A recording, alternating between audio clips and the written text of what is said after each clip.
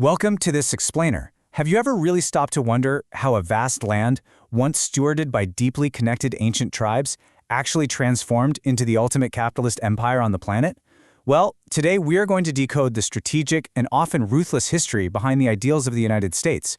We're going way beyond the standard textbook myths to uncover the calculated moves that literally built a global superpower. Here is our roadmap for the journey today. We're going to start with the first civilizations, move into the dark foundations, examine the price of independence, explore expansion and manifest destiny, look at the Civil War to industrial giants, and wrap up with the rise of a superpower. All right, part 1, the first American civilizations. Let's completely smash the myth that this place was just an empty wilderness before 1492, right? 15,000 years ago, hunters crossed the Bering Land Bridge, setting the stage for some incredibly complex societies. By the year 1000 AD, while London was still just a relatively small town, the massive diplomatic metropolis of Cahokia was absolutely thriving right here in North America. They even boasted the 100-foot-tall Monk's Mound. And get this, it was built entirely by human labor. And long before any European arrival, the Iroquois Confederacy had already established an advanced democracy. They used a brilliant matriarchal veto power, meaning the elder women actually held the authority to remove any corrupt leader. Moving on to part 2, colonization and dark foundations. We all know the Hollywood version of the Pocahontas and John Smith story, but that romanticized myth masks a much, much darker historical reality. When European colonists showed up in Jamestown in 1607, they were driven by a corporate charter from the London Company. They were hungry for gold, not spreading democratic ideals. Chief Powhatan wasn't presiding over some sweeping romance. He was executing a highly calculated diplomatic theater to assert his dominance. Later on, Pocahontas was tragically abducted, held captive, and forced to convert. This whole era also included the incredibly grim, starving time in Jamestown, a period so desperate that starving colonists actually resorted to eating their own dead just to survive. Then we hit the year 1619. A Dutch pirate ship arrived in Jamestown and sold the first 20 enslaved African individuals. This horrific transaction laid the brutal concrete foundation of American tobacco capitalism. It was the absolute beginning of an economic system built entirely on forced labor, a system that would go on to fund the colony's explosive growth and permanently shape the nation's future. Which brings us to Section 3, the price of independence. Fast forward over a century later, the British Empire decides to force the American colonies to pay off massive debts from the 7 Years' War through some pretty severe taxation. Unsurprisingly, this sparked a fiery, highly calculated rebellion. When Thomas Jefferson drafted the Declaration of Independence in 1776, he wrote those famous words, "We hold these truths to be self-evident that all men are created equal."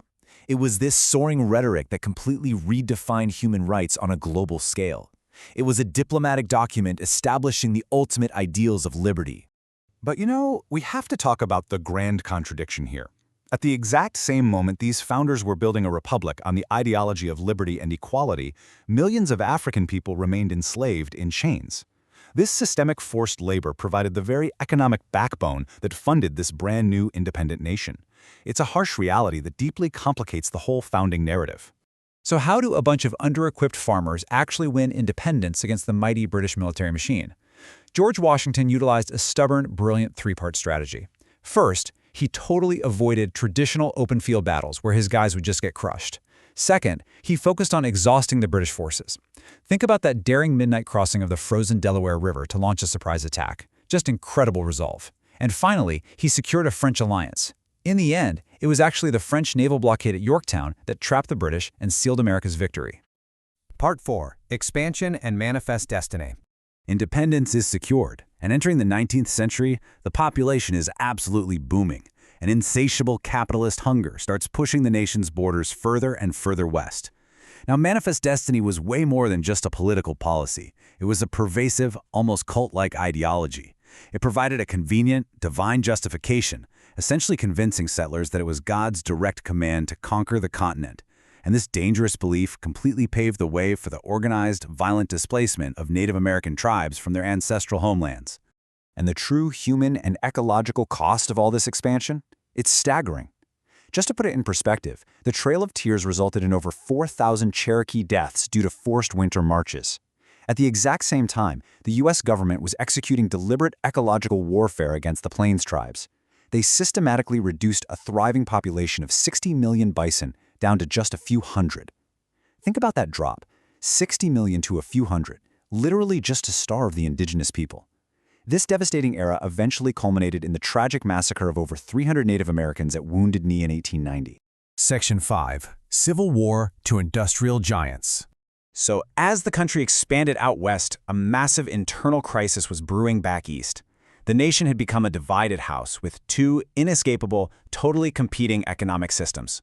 On one hand, the northern states were experiencing a huge industrial boom, relying entirely on waged factory labor. Meanwhile, the southern states were completely dependent on a plantation economy. They were driven by white gold, cotton, and the brutal exploitation of 4 million enslaved Africans. This intense economic and moral clash forced Abraham Lincoln into the Civil War. Ultimately, his Emancipation Proclamation served as both a monumental moral masterstroke and a massive strategic military blow to the South. Emerging from the absolute ashes of the Civil War, America entered what Mark Twain famously dubbed the Gilded Age. It was this late 19th century era where America transformed into an unprecedented industrial juggernaut. But gilded just means covered in a thin layer of gold, right? That shiny exterior masked a really harsh reality. Extreme poverty, brutal sweatshop conditions, and immense corporate greed controlled by ruthless industrialists that we now call the robber barons. These robber barons wielded a terrifying amount of power. I mean, look at John D. Rockefeller. He held a staggering 90% monopoly control over the entire oil market. And Andrew Carnegie was doing the exact same thing over in the steel industry. Their private wealth became so astronomical that financier J.P. Morgan was literally able to bail out the bankrupt United States government. He handed over $65 million in gold, straight out of his own private vault. Absolutely wild. Finally, Section 6. Rise of a Superpower. Heading into the 20th century, America really wanted to stay out of the conflict brewing in Europe, but strategic provocations dragged officially neutral America right into World War I. The sinking of the Lusitania killed 128 Americans, and then British intelligence intercepted the Zimmermann telegram. This was a secret German plot essentially encouraging Mexico to attack the U.S. There was no ignoring that. This pushed America to mobilize over 4 million troops, and from that point forward, global power dynamics shifted permanently.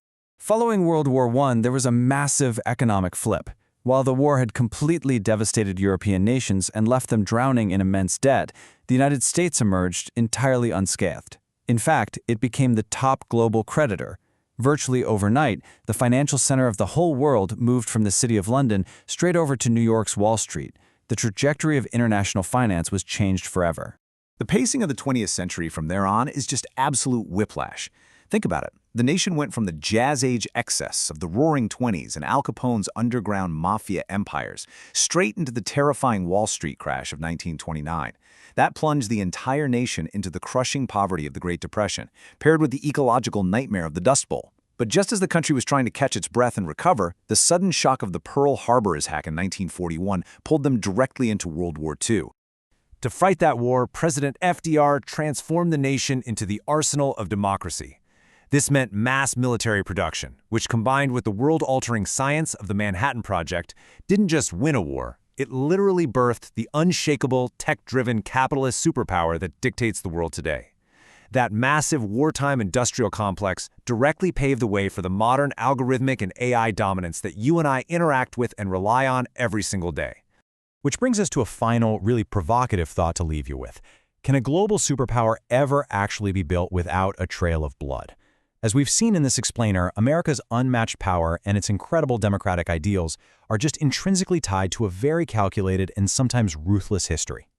Thank you so much for joining me to decode the true foundations of this incredible paradox of power.